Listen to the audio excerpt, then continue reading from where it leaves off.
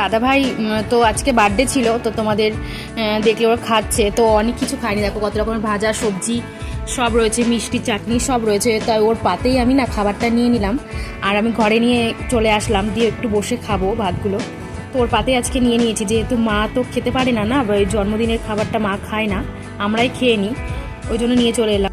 আজকে কি বলো তো, আজকে তো শনিবার, তার জন্য নিরামিষ হয়েছে। মা করেছে ওই যে লাউয়ের ডাঁটার তরকারি করেছে, মানে সেই বড়া তুলে, ডালের বড়া তুলে। আর হচ্ছে কালকে সেই ডুমুর কেটে রেখেছিল, ডুমুর রান্না করেছে। তারপরে ভেন্ডি ভাজা, আলু ভাজা, 5 রকমের যেগুলো ভাজা হয় সেই ভাজাগুলো দিয়েছে, পটল ভাজা, চাটনি, পাঁপড়, এগুলো সব আজকে হচ্ছে করা হয়েছে। আজকে হচ্ছে নিরামিষ দিয়ে, শনিবারে নিরামিষ আমাদের বাড়িতে খায়, ওই জন্য শনিবারে নিরামিষটাই হলো, আমিষটা শনিবারে হয় না। ওর জন্য আজকে পায়েসটা দিয়ে রাখলো ওর বাবাকে, আর ওর বাবাকে পায়েসটা দিয়ে রাখলো।